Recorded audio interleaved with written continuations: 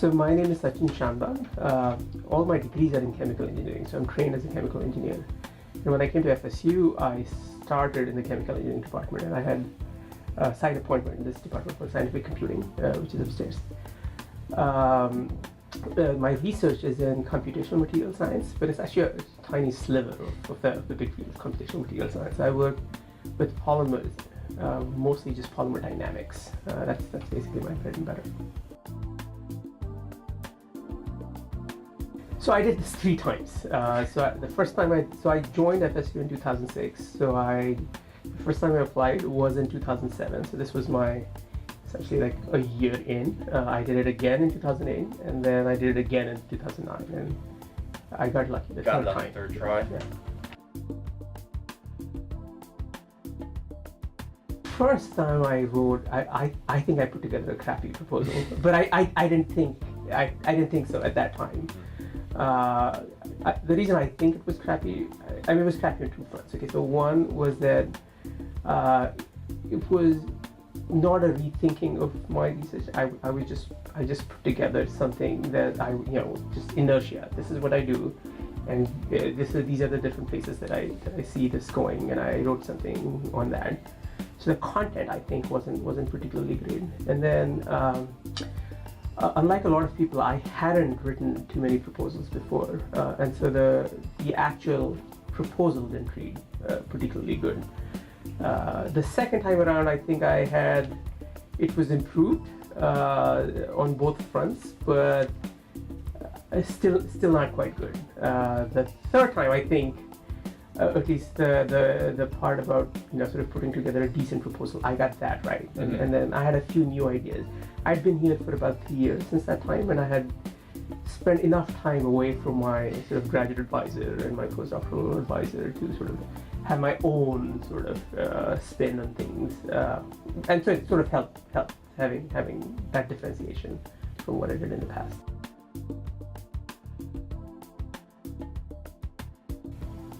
So I work in a very tiny area. I had sort of my department chair looked at it, but he's not a polymer person. He did give me some feedback, which I did incorporate the third time around. But so FSU, I know now has sort of this institution which looks at these career proposals. I have reviewed a few myself since, but at that time it wasn't so formalized. It didn't exist. Yeah.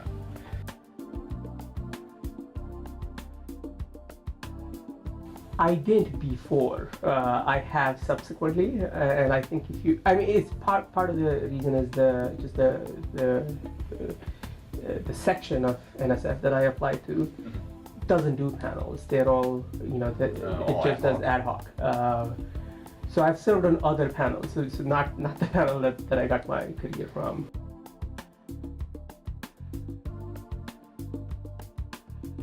Yes, I have. So as a career reviewer, what do you look for in a proposal? Right. So I think it. So one thing I thought, and this was a mistake I made too. Okay, which was, and I think this is an easy mistake to make for somebody who hasn't written proposals, has written a lot of papers before. The way you write a good paper and the way you write a good proposal, I think are very different. So when you write a technical paper, which presumably everybody who's at that stage has written quite a few, essentially that your audience is sort of familiar. I mean, your reviewers are going to be familiar roughly with what you do, and you're trying to convince them that what you did is important and you haven't made mistakes. Okay. Plus, that if they say something, you get to respond. You get to respond directly, person to person. And so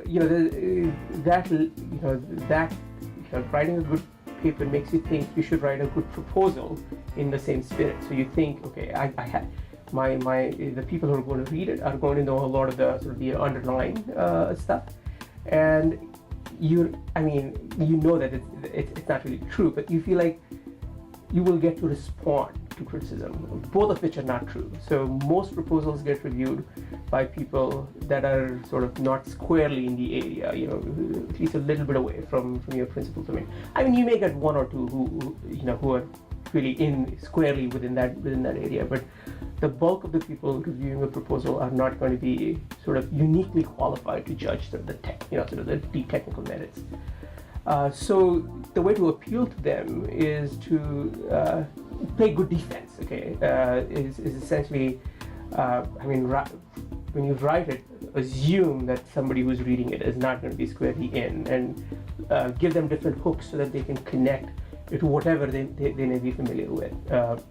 And two, you have to make it interesting in some form, because you get one shot. Typically, the reviews are not the same the next year, and so even if you respond to criticism from 1 year, whether that will really help in the subsequent next time you write it is unclear. So you've got to try and make it sort of appealing to a sort of a wider reviewer base, and give them ways to sort of get into it.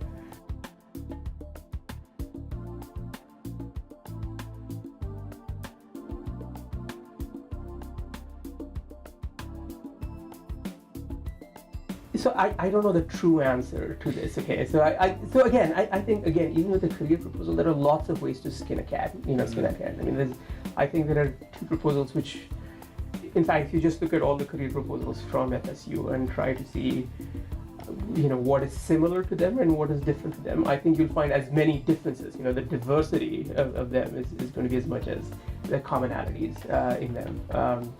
Sorry for the question. Right, so a career proposal is different from a regular proposal, right? So the career proposal, I think, I feel like it's got to lay out something that is really long term. A regular proposal, it can be long term, but it could be sort of, maybe 3 to 5 years. Career proposal, somehow the things you lay out, the proposal itself is for 5 years, but I think it should it should be the basis for which you can ride on that for maybe 10, 15, 20, the rest of your career, and so on. At that point, okay, clearly you don't know what how things are going to play out, but yeah.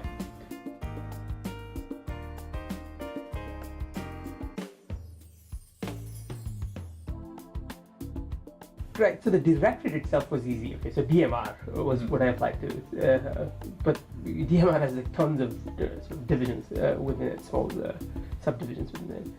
So initially, I actually applied to a division that I had received funding as a graduate student from, which turned out to be not the right division.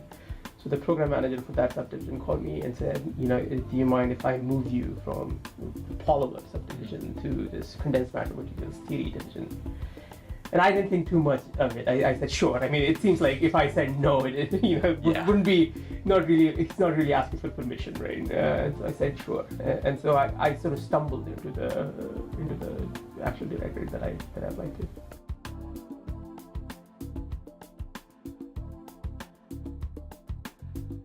So I actually did not,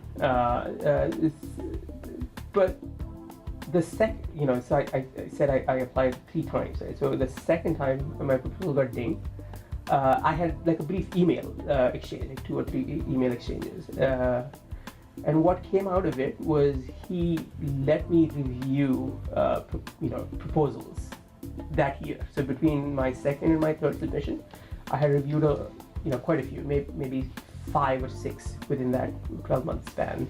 And that I thought was extremely useful. I think one piece of sort of advice which I think may actually translate to different situations is the best way to learn to write a good proposal is to read lots of proposals, and you should read all sorts of proposals. Like you should read trashy proposals, you should read sort of the classics and everything in between. And I think that lets you craft your own style. You can imitate certain aspects of different people.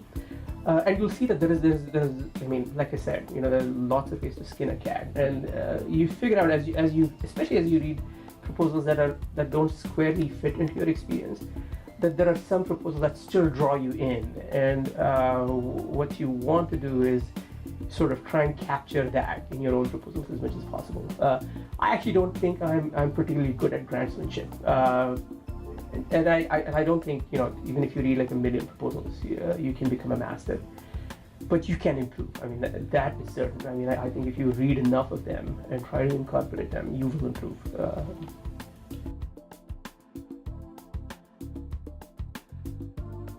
So I think the biggest resource was actually doing the reviews of lots of different proposals.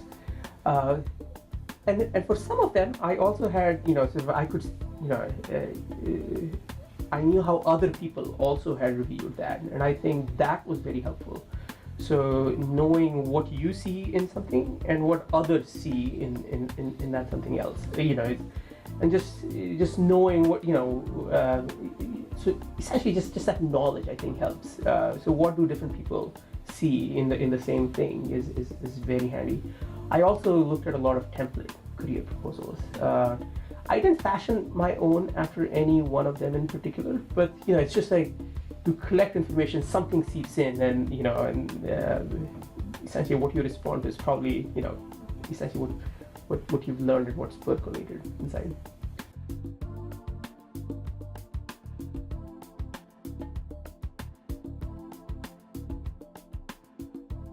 Yeah, so I think this is sort of very personality based, right? So I like to get things done very early.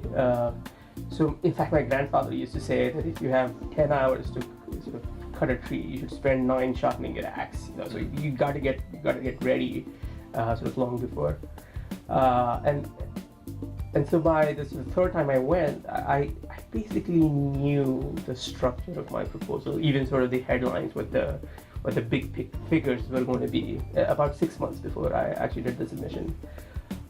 So when I went, the deadline was the middle of June. I don't know if it's still the same, but so it was middle of the summer, which is sort of a nice timeline because classes get done. It's spring semester by May, so you get like the last 45 days to sort of really focus on the proposal. So I had sort of the outline done, almost done about 2 months before. And then I always do this with a lot of my, even the papers I write or the other proposals I've submitted. So I try to take some time off. So I won't look at the proposal for 15 days. So this was, and this was easy again because the last week or couple of weeks of classes tends to be sort of relatively crazy anyway. So I didn't look at the proposal for 15 or 20 days, and then I looked at it again at the beginning of May. Right, and so and that's very helpful because if you're looking at a proposal every day, you sort of assume, you read things that are not there, and you're not attentive to mistakes, both in the flow and maybe just typos. And so that's one thing I found very useful, to essentially take like a couple of weeks off and come back to it. But I had my proposal sort of all done like a month before it was due. Right, so so broadly speaking, right, so you need to do, you have to have a research plan and an educational plan. So I had, so roughly my research plan, I have an engineering background, so I had 1 engineering goal and 2 sort of science goals. So the engineering goal was, roughly speaking, was, okay, so we know all of this about polymer dynamics. How can we use it for a practical problem? And the practical problem there was essentially materials characterization, which is, I have all these measurements about this particular material. They're all indirect. Can I tell what this material is just based off of these experiments? And the way I try to sort of communicate this to other people is, imagine you had, you could look at the shadow of an object and you had to guess. So you have a 2-dimensional representation of that object and you had to guess what the object looked like. So so maybe you see a disc on a wall as a shadow, but you don't know whether it's a sphere or whether it's a cylinder, right? Because they would have the same shadow. And so I had some ideas on how to try and not discriminate, but essentially characterize all these different solutions. So that was the engineering part of my proposal. And then the science part of the proposal was, how do we make these models better? And I had sort of a couple of ideas on that.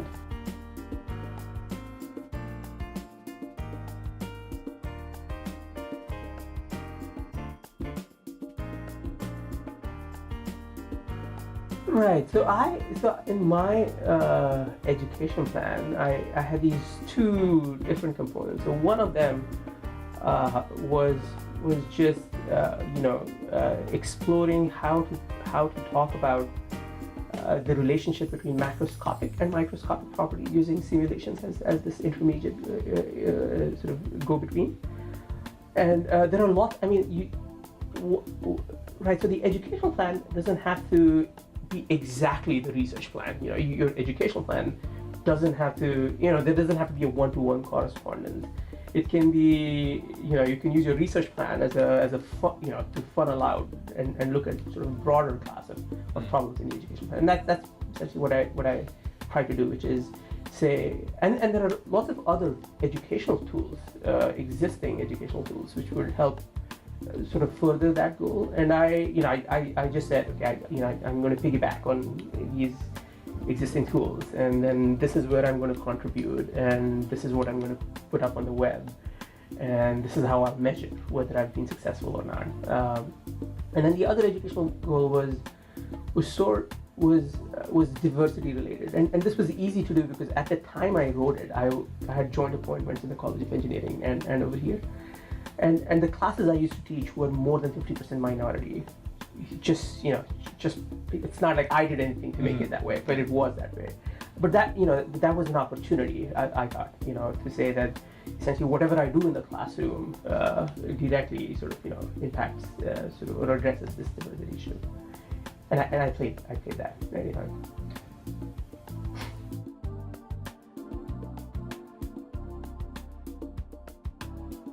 So for the research plan, I had a set of tasks. Okay, so the first few tasks were very doable. Relatively low risk. And then further down, and by the time I got to the last thing I wanted to do, it was pie in the sky. I'm fairly sure that nobody sort of expected me to sort of get even I haven't gotten there now. It's been a few years past my. So I think especially with a career research plan, I think it's not. I don't think it is unnatural for you to know what you're going to do and be able to assess what you're going to do in the next year or two, so in high resolution, and increasingly farther out. The resolution gets weaker, and down, further down.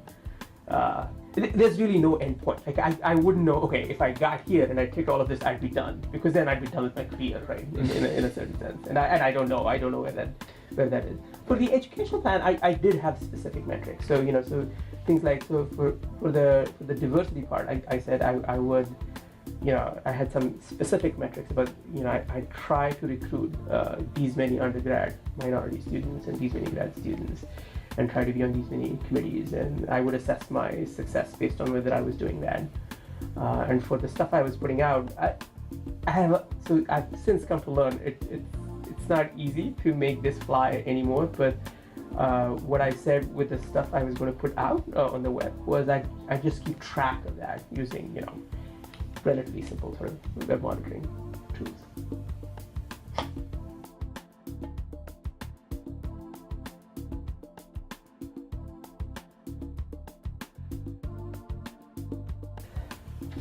So that I think so. I work in a narrow field, okay, and so I think in a narrow field, it's hard. I think a harder case to make is why you shouldn't apply for one. I think it helps with prestige. It definitely helps make or break tenure. In a university like FSU.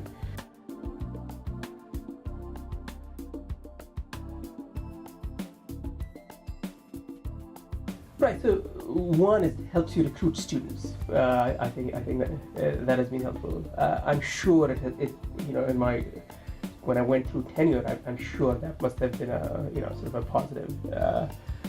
And visibility. I think if people know you better, people, and then it's easy. And so much of research is based on, you've got to meet people and you've got to sort of network, and things happen just because you talk. And I'm not good at sort of, going out of my way.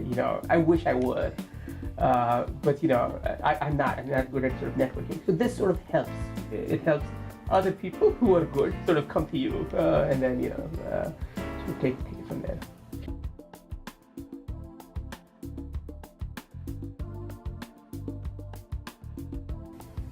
So the thing I would say, the thing that was most useful to me was read a lot of other proposals, and don't just read them, don't just read them like a novel. Like, read them as a reviewer and write down your review, because sort of putting that down in your paper sort of helps crystallize a few things, and do that for as many as you can. I'm sure this is good sort of writing advice to sort of people who write novels. You just got to read a lot, and so sort of the spectrum of things that these things take, and so just read a lot of proposals. I think that's my advice.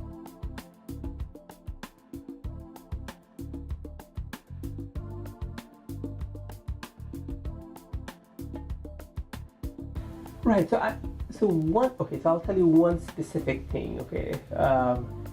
There's lots of general things, right? So I think you've got to have many hooks, right? So when you write a paper thinking it'll be read from the beginning to the end, like one narrative, right? I think when you're writing for a broader audience, you've got to be, even if somebody didn't follow or lost track, they should be able to come in again and follow sort of the rest of the story. I think that's but that is general. I haven't fully understood it. A specific thing that I think I do now that I didn't do when I initially started writing out is describing a method or a technique in detail. Okay? In a paper, you want to try and flesh out what you want to do in as much detail as possible, because you want other people to look at that and reproduce what you've done. In a proposal, there's not, you're limited by space and also by reader interest. Somebody who's not squarely in the field doesn't want to, the technical details bore them. It's a good idea to summarize, and if you have a preliminary result where you've actually done that, it's just easier to throw in a figure and say, you say this is the general idea, and this was done, and this is what it looks like. So show rather than tell. And you can use that. It's something that I think that can be used repeatedly. Skip too much detail and just show what that detail would result in.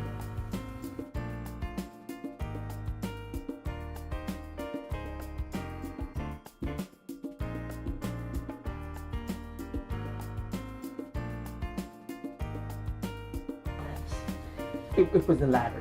So NSF is a division. When I actually reviewed a proposal and sent it in, I wouldn't know what the other reviewers had done.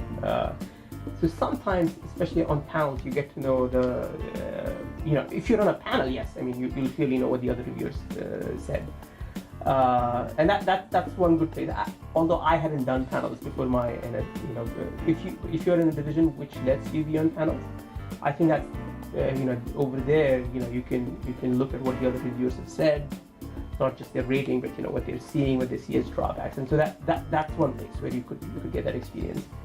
The other is, I know this, especially for new career proposal writers here at FSU. FSU, now has people read over other people's proposals. You could just look at what 2 or 3 different people see in the same proposal, in your proposal, and and sort of try and make sense of that. Mm-hmm. Or if you're like me, who are submitted the proposal 2 times before, you've seen sort of very different reviews, sort of the first and second time around. So that's helpful too. And I think that's important. I mean, just to understand that there is this diversity of responses people can have at the same thing, and how do you sort of push the sort of the mean of that towards very good and excellent, and sort of narrow the distribution. Both are different things, right? So you want to make your proposal strong. I mean, like the sort of the strength of the idea, sort of make it stronger. But if you write it well, you can make all of them sort of converge. At least the simple things that people don't like, you can get rid of.